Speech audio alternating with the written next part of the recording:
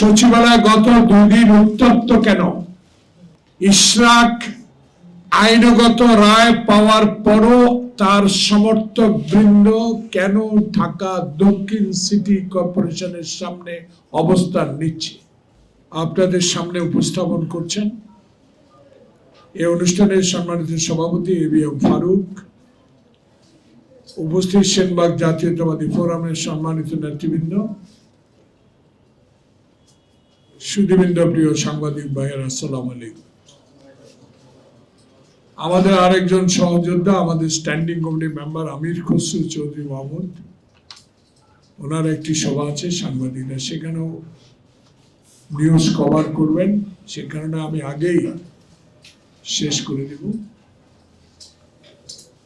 বিষয়টা স্পষ্ট।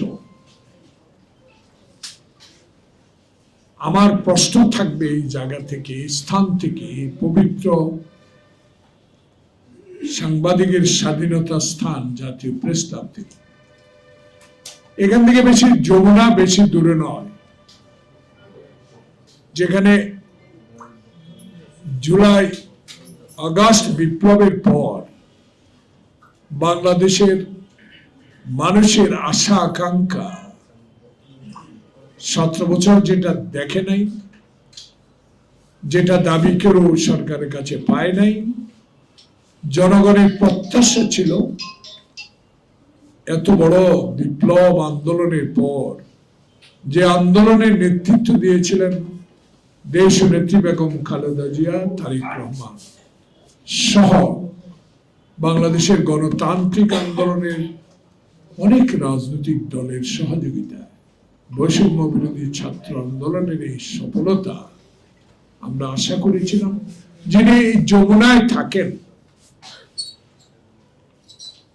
তার উদ্দেশ্যে কয়েকটি কথা আমি ঢাকাস্থ সেনবাগ জাতীয়তাবাদী ফোরাম, যেটা অনেক 1990 সাল থেকে যেটা ঢাকায় চলমান রাজনৈতিক নিয়ে আলোচনা করে থাকেন, তাদের পক্ষ থেকে আপনার উদ্দেশ্যে বলতে চাই যে শহীদ মিনারে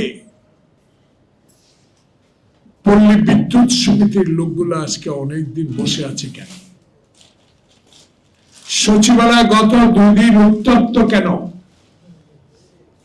ইশরাক আইনগত রায় পাওয়ার পরও তার সমর্থক বৃন্দ কেন ঢাকা দক্ষিণ সিটি কর্পোরেশনের সামনে অবস্থান নিচ্ছে?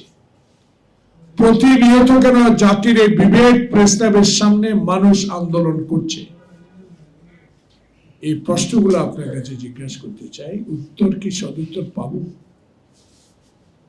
পাওয়ার যোগ্য মানুষ আপনি ছিলেন। আমরা আশা করেছিলাম আপনি এই কথাগুলোর সাফ জবাব দিবেন।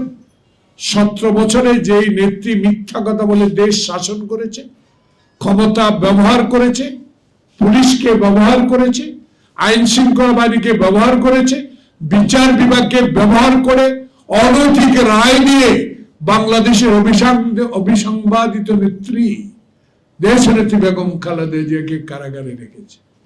বাংলাদেশের আগামীতে যিনি জনগণের ভোটে নির্বাচিত হবার আমরা আশা রাখি, আল্লাহর কাছে দোয়া চাই, যিনি 10,000 কিলোমিটার দূর থেকে বাংলাদেশের জাতীয়তাবাদী শক্তিকে ঐক্য করে হাসিনা বিরোধী আন্দোলনকে সমর্থন দিয়ে, ছাত্র আন্দোলনকে সমর্থন দিয়ে শপথ এনেছে, তাকেও নিচ্ছিন্ন করার ষড়যন্ত্র যারা করেছিল, তাকে এই ষড়যন্ত্র থেকে এদেরকে বাঁচাবার জন্য একটি সুষ্ঠু